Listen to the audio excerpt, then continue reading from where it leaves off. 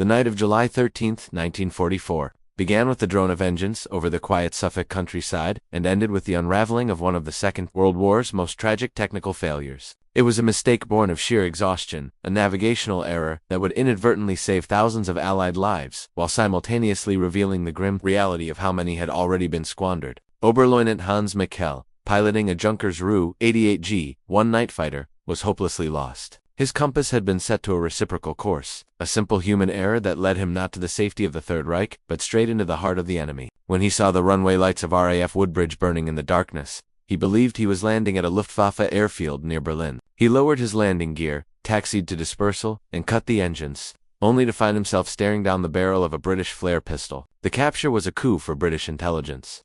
But the true value of the prize lay not in the pilot, but in the aircraft itself. Inside the fuselage of the Junkers sat a suite of electronics that told a story of devastating ingenuity, including a device labeled FUG 227 flak. This innocent-looking box was the final piece of a puzzle that had plagued Bomber Command for months, explaining why British bombers, protected by the latest defensive technology, were falling from the sky with terrifying regularity. To understand the magnitude of the discovery at Woodbridge, one must look back to the dark springs of 1942 and 1943. When the air war over Europe had turned into a slaughter, Bomber Command was facing an existential crisis defined by brutal mathematics. The loss rates during major raids were hovering between 4 and 5%, a statistic that sounded manageable to the layperson but was catastrophic to the aircrews. At a 5% loss rate, a squadron of 20 aircraft would be statistically wiped out within 20 missions. A standard operational tour was 30 missions. The actuaries knew what the crews felt in their gut. The odds of survival were plummeting. The primary agent of this destruction was the German night fighter force, which had evolved from a disorganized defensive line into a highly sophisticated, scientifically driven killing machine. The sheer helplessness of the bomber crews was the defining characteristic of this period. Flying straight and level to maintain their bomb runs, they were sitting ducks in the dark, their lives dependent on the eyesight of a rear gunner, scanning an infinite black void for a silhouette darker than the night itself. The Royal Air Force, deeply aware of the psychological and physical attrition, sought a technological savior. They needed an electronic guardian, a set of eyes that could see through the cloud and darkness to warn of the approaching predator. The result was a system officially designated ARI 5664, but affectionately known to the crews as Monica, developed by the Telecommunications Research Establishment. Monica was a marvel of miniaturized radar engineering. It was a tail-warning radar mounted beneath the rear turret of heavy bombers like the Lancaster, Halifax, and Sterling. The concept was elegant in its simplicity and seductive in its promise. The system transmitted pulses of radio energy backward in a cone, and if a German fighter entered that cone, the waves would bounce back to the receiver. The crew would hear a series of beeps in their headsets, escalating from a slow, rhythmic ticking at a range of 1,000 yards to a frantic warble at 200 yards. It required no dedicated operator. It was an automatic survival instinct wired directly into the bomber's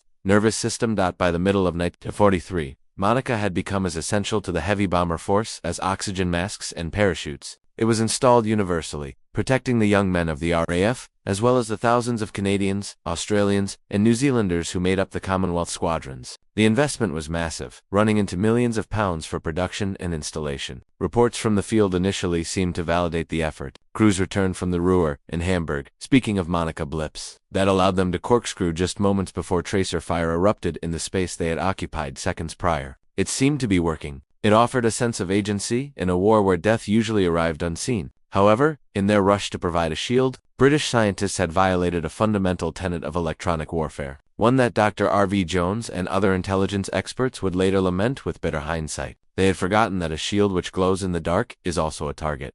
The flaw was not in Monica's mechanics, but in its physics. As an active radar system, Monica was a transmitter. It shouted its presence into the electromagnetic spectrum. The Germans, possessing some of the finest radio engineers in the world at Telefunken and Siemens, understood this vulnerability implicitly. The disaster began in February 1943, when a short Sterling bomber crashed in Holland. German recovery teams, efficient scavengers of Allied technology, found the Monica set intact. Within weeks, the device had been dissected, its circuitry mapped, and its frequency of 300 MHz identified. The realization at the German Air Ministry was immediate and electrifying. The British had equipped their bomber fleet with a device that continuously broadcast its position. The German countermove was the FUG 227 Flensburg, a passive homing receiver designed to do one thing: listen for Monica. Flensburg was a masterpiece of passive detection. Unlike radar, which sends out a signal and waits for a faint echo, A passive receiver simply listens to the loud shout of the enemy's transmitter. Because the transmission is always stronger than the reflection, a passive receiver will always outrange the radar it is tracking. The disparity was horrifying. Monica could detect a German fighter at perhaps 1,000 yards less than a mile. Flensburg, under optimal conditions, could detect a Monica-equipped bomber from over 100 kilometers away. A German night fighter pilot taking off from a base in Belgium could effectively see the British bomber stream while it was still forming up over East Anglia. The device provided a bearing indication on a small dial.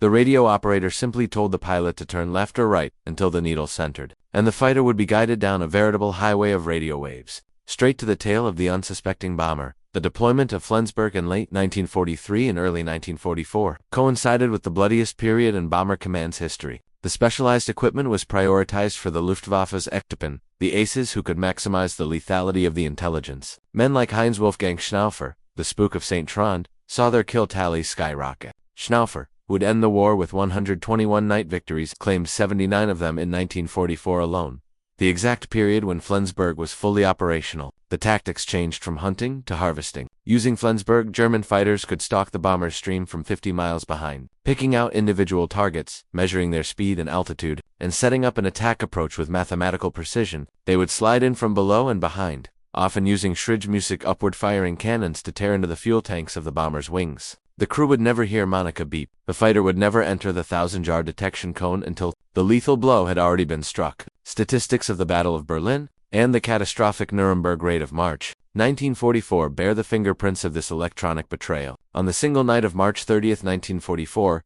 Bomber Command lost 95 aircraft over Nuremberg, a devastating 11.9% attrition rate. It was the worst night of the air war for the British. For years, historians and strategists blamed moonlight, meteorological conditions, and poor route planning. While these played a role, the captured WWII at Woodbridge revealed the invisible hand guiding the slaughter. The German night fighter force wasn't just getting lucky. They were being beckoned. Every time a British crew switched on their tail warning radar to feel safe, they were lighting a beacon that cut through the darkness, announcing their precise location to the enemy. The tragic irony was profound. The device installed to prevent surprise attacks was the primary facilitator of them. The revelation at Woodbridge triggered a frantic investigation led by Wing Commander Derek Jackson. Jackson was a unique figure in the war effort, a brilliant Oxford spectroscopist turned radar officer who possessed the rare ability to bridge the gap between abstract science and the visceral reality of air combat. He took the captured WWII up for a series of test flights that would become legendary in the annals of electronic warfare. Flying out of Farnborough, Jackson stalked British bombers to prove the lethality of the German system. In one test, he trailed a loose formation of 5 length. The Flensburg set and the captured Junkers lit up with crystal clarity, allowing Jackson to single out each bomber and approach it unseen. In a more dramatic trial, he flew behind a gaggle of 71 Lancaster. The display showed him a buffet of targets. He proved conclusively that he could home in on any aircraft in the stream from ranges where the British gunners were blind and deaf to his presence.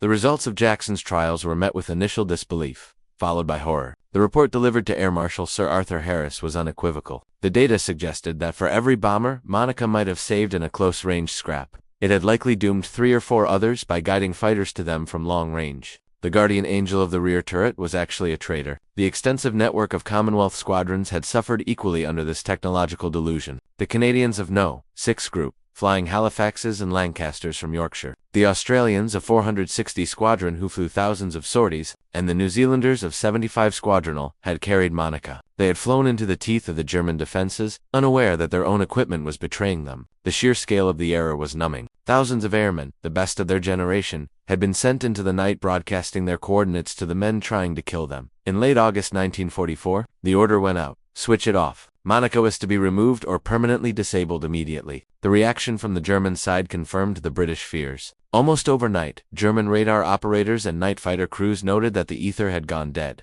The easy pickings, the long-range interceptions that had allowed them to tear apart the bomber streams during the Battle of Berlin, vanished. They were forced back to relying on ground radar and visual spotting, vastly reducing their efficiency. The correlation was stark. As soon as Monica was silenced, the loss rates for Bomber Command began to drop. By September and October 1944, losses on major raids fell below 3%, while the degradation of the German fuel supply and the loss of early warning radar sites in France contributed to this decline. The removal of the Flensburg homing beacon was a decisive factor. Schnaufer's kill rate plummeted in the final months of the war, not because he had lost his skill, but because his prey had stopped. announcing its presence. The story of Monica and Flensburg remains a haunting chapter in military history because it underscores the treacherous complexity of technological warfare. It serves as a grim reminder that innovation without foresight can be fatal. The British engineers who designed Monica were not incompetent. They were brilliant men working under extreme pressure to save lives. They built a system that worked exactly as specified, yet failed in the larger strategic context because they underestimated the enemy's ability to adapt. They viewed the radar as a flashlight to see the enemy, forgetting that a flashlight in a dark room makes the holder